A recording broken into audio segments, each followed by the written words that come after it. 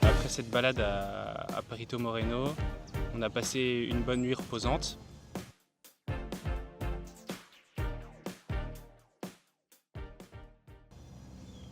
Et le lendemain, on a repris la route directement en direction de El Chaltén. Et donc on a fait une bonne pause le midi à Gobernador et ensuite on est reparti et au bout de quelques kilomètres sur la suite de la route on s'est rendu compte qu'il n'y avait plus de route encore une fois. Encore une fois. On avait que du sable et des trous partout. On est arrivé à El Chaltén assez tard, il faisait plutôt froid.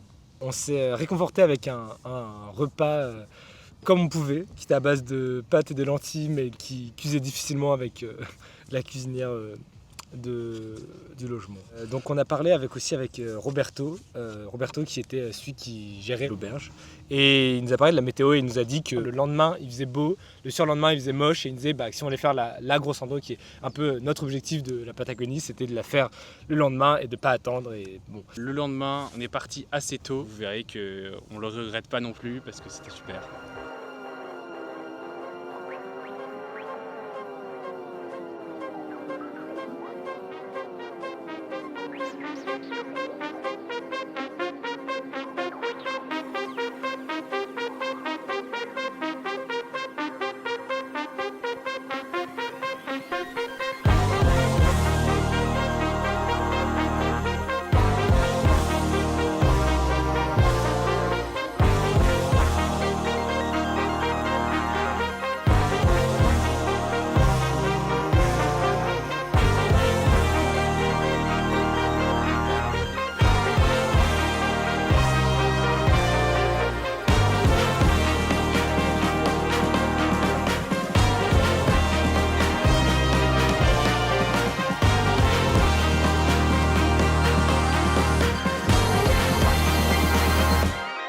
Donc la randonnée consistait de base à faire 10 km aller, 10 km retour en gros.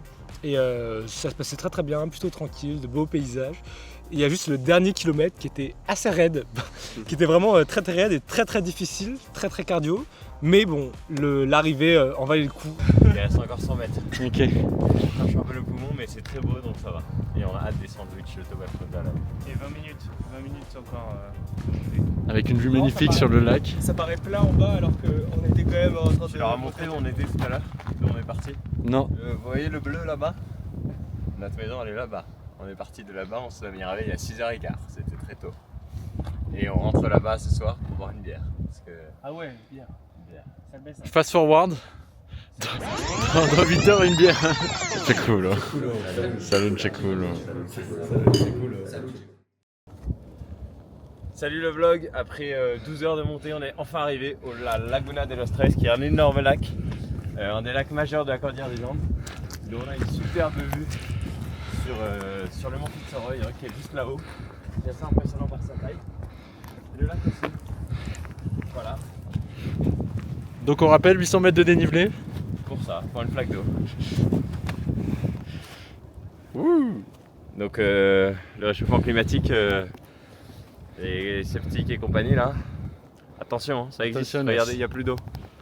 On a pris les maillots mais on a l'air con maintenant.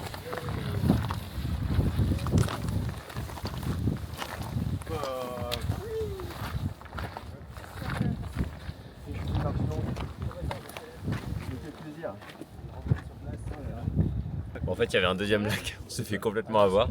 C'est celui-là, le lac Laguna de los Tres, avec 1, 2, 3, les 3 pics. T'as beaucoup plus de recul, Et tu vois plus loin avec lui. c'est beau quoi.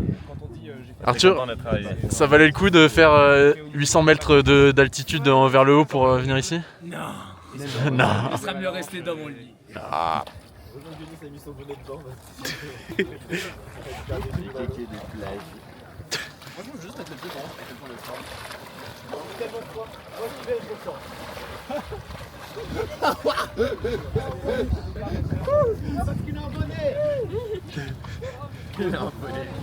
Mathieu, mets tes cheveux.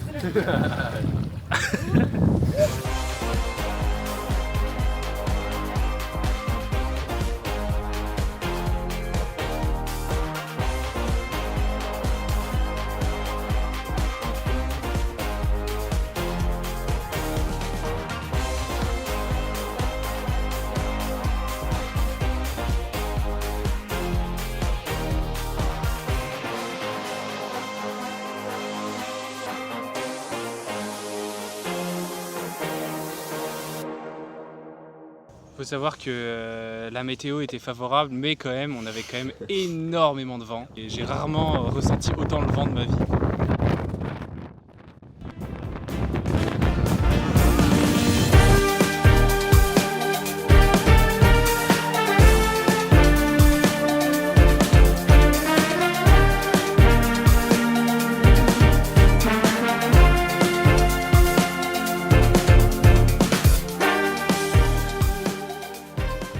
Le soir, on s'est bien reposé, on a profité un peu. C'était dans un resto qui était très bon, et puis sinon on a mangé des pizzas, de la cuisine locale.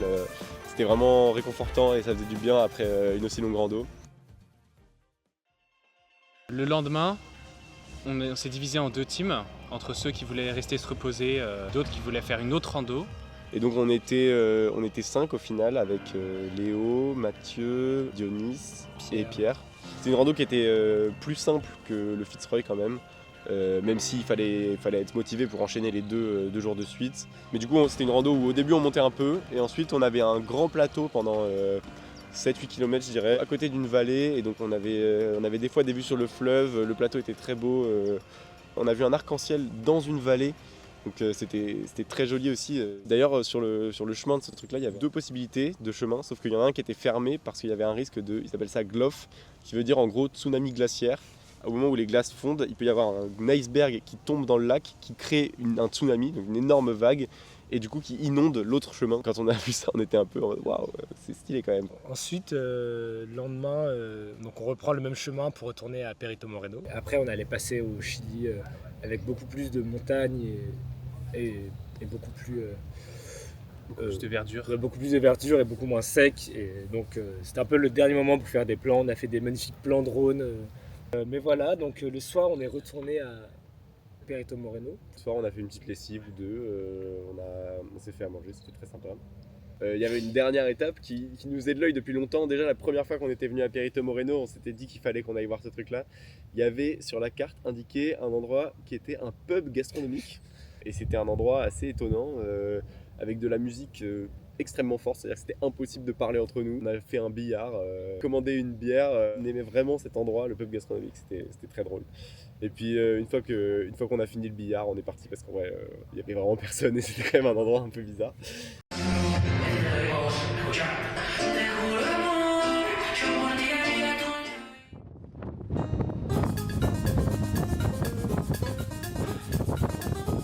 Au revoir le Mont Fitzroy.